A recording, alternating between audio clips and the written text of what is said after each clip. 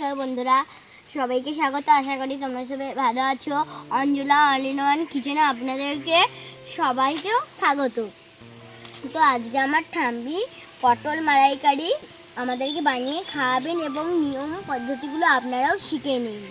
তো আমি আর আমার ঠাম্মি পটল তুলতে এসে গেছি। আপনারা দেখুন আমাদের বাগানে পটল হয়েছে।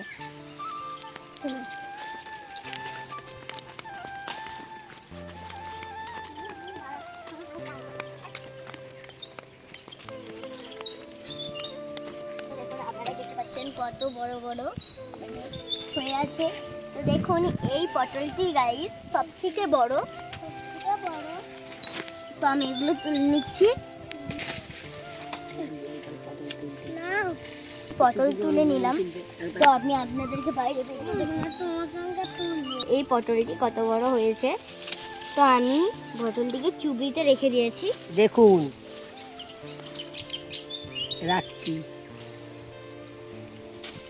তো আরো দেখছি এই তুলছি। তো আমি এই দিকে চলে এলাম। গুলো কত বড় বড় সাইজের হয়েছে, বাজারে হলে খুব ভালো লাগবে। তো দেখুন গাইস, এইটি দেখুন একটু বড় হয়েছে মোটামুটি। ঠাম্মি তুমি কি কি পটল গাছে দাও? পটল গাছে দিই হচ্ছে খোল পচালাম, শিমকুচি, ডিএপি দিয়ে ওইগুলো পটাশ দিয়ে এগুলো পচিয়ে গাছের গোড়ায় দিতে হয়। দিলে মানে এইসব তেজে এইসব পটল বড় বড় পটল হয়। দেখুন বন্ধুরা, প্রচুর গরম পড়েছে বলে ওই জন্যই পটল লাল লাল হয়ে গেছে, হলুদ হলুদ খারাপ হয়ে যাচ্ছে। এইগুলো নেব না, তাই ফেলে দিচ্ছি। এগুলো ভালো আছে, সেইগুলো আমি 4টে তুলে এনেছি। আরো আছে, অনেক হয়েছে। তো আমি একটু যাচ্ছি, এইগুলো তো লক্ষ্য দিতে হবে নাকি। তুলছি, দেখুন খুবই সুন্দর পটল মাছের মধ্যে কি ঘর বানিয়ে বসে আছে। তুলতে খুব ভালো লাগছে।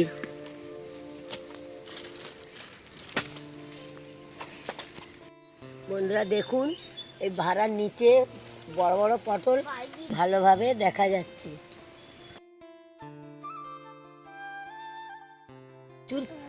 গরমেতে পরিমাণে হচ্ছে পটলগুলো একটু সাইজটা আবার একটু কমে যাচ্ছে আর কি। বেশি মার্কেটের থেকেও পটল খুব বড় বড় হয়েছে। দেখুন বন্ধুরা, দেখুন এই এত বড় বড় পটল। দেখুন বন্ধু, পটল তোলা কমপ্লিট, এবার বাড়ি চলে যাচ্ছি। কম গাছেতে কত পটল তুলেছি।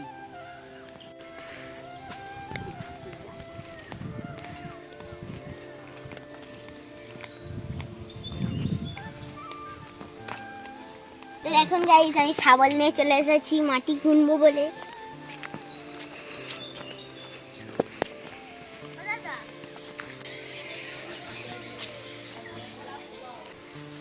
গোটায় পটল ধুয়ে নেব।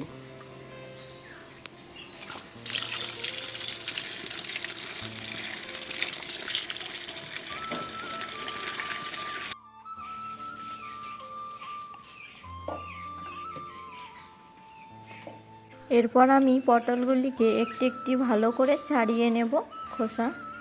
আমি প্রথমেই অনেকগুলি পটল খোসা ছাড়িয়ে নিয়েছিলাম, এরপর আমি আবারও দেখিয়ে দিলাম।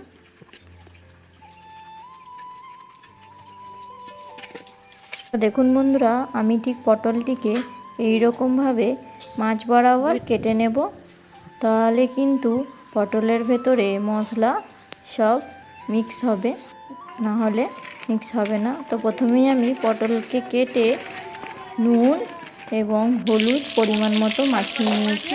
এরপর আমি কড়াইতে ভালো করে নাড়াচাড়া করে ভেজে নেব।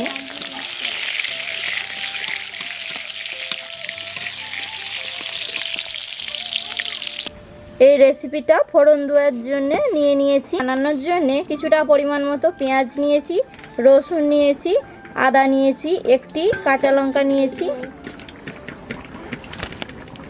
আর নিয়েছি তেজপাতা, শুকনো লঙ্কা, কারি পাতা, আর নিয়েছি জিরে, কালো জিরে, এলাচ, দালচিনি, লবঙ্গ। রসুন আদা আমি আলাদা পেস্ট করে নেব, আর তার সাথে পেস্ট করে নেব পেঁয়াজ আর টমেটো, আলাদা পেস্ট করে নেব। তো দেখুন বন্ধুরা, পটলটিকে আমি কীরকম ভেজে নিয়েছি, ব্রাউন কালার করে। আপনারাও বাড়িতে বানালে এরকমভাবে ভেজে নেবেন। আরও একবার আমি পটল ভেজে নেব নাড়াচাড়া করে একই রকমভাবে। আমি মশলাটা এবার ভিজিয়ে নেব। 1 চামচ মতো হলুদ গুঁড়ো,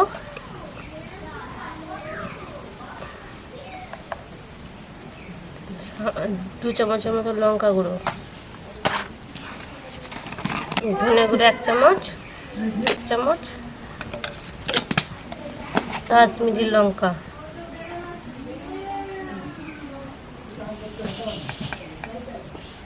এক চামচ। এরপর আমি মশলাটিতে জল দিয়ে ভালো করে মিক্স করে নেব। অপরদিকে আমি একটি নারিকেল ভালো করে কুড়া তৈরি করে নিচ্ছি। এরপরে এই কুড়া দিয়ে তৈরি করব নারিকেলের দুধ মিক্সচার মেশিনে মিক্স করে। তো দেখুন বন্ধুরা, নারিকেলের দুধ আমি তৈরি করে নিয়েছি।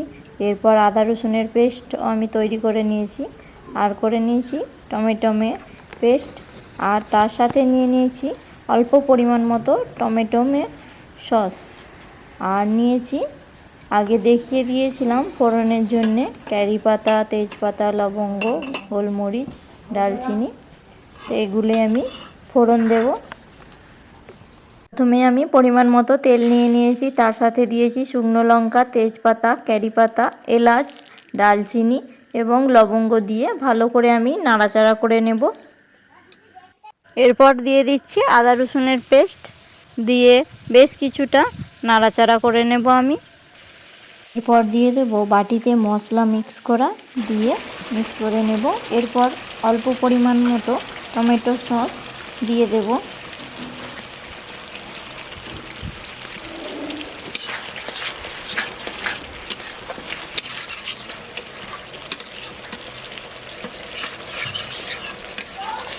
তো দেখুন বন্ধুরা, মশলা দিয়ে তেল ছেড়ে দিয়েছে।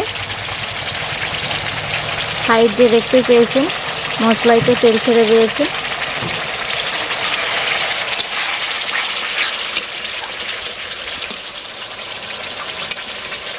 পরিমাণ মতো লবণ দিয়ে দিচ্ছি এরপর। তো দেখুন বন্ধুরা, মশলাটা কষা কমপ্লিট। এরপর আমি কড়াতে পটল দিয়ে দেব। সব পটল একই সাথে তুলে দেব, দিয়ে বেশ কিছুক্ষণ ধরে নাড়াচাড়া করব। পটলটিকে ভালো করে মশলার সাথে কষবো, ঠিক 5 থেকে 6 মিনিট। 5 থেকে 6 মিনিট কষা কমপ্লিট। এরপর আমি নারিকেলের দুধ দিয়ে দেব পটলের সাথে, এই যে দিয়ে ভালো করে আমি মিক্স করে নেব। 1 চামচের মতো একটু চিনি দিয়ে দিলাম, চিনি দিলে একটু স্বাদ বাড়ে।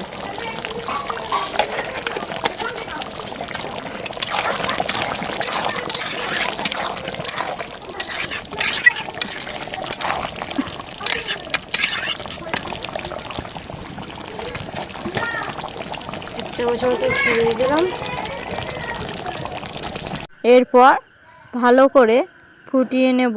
আপনারাও কিন্তু এই পটলের মালাইকারি বানিয়ে খাবেন, অবশ্যই ভালো লাগবে আপনাদের। পটলের মালাইকারি রেডি। এরপর আমি কোড়া থেকে নামিয়ে নেব। তো দেখুন বন্ধুরা, কত সুন্দর হয়েছে পটলের মালাইকারি, কালারটি কত সুন্দর এসেছে। আপনারা চাইলেও কিন্তু খুবই সহজে বাড়িতে এরকমভাবে এই রেসিপিটা বানাতে পারেন। আজকের মতন এই রেসিপিটা এখানেই শেষ করছি। দেখা হচ্ছে আবার কোনো পরে ইউনিক ভিডিওর সাথে। খুব নতুনত্ব ভিডিও দেখার জন্য আপনারা অবশ্যই সাবস্ক্রাইব করুন, আর লাইক, কমেন্ট, শেয়ার করতে ভুলবেন না, কিন্তু অবশ্যই করবেন।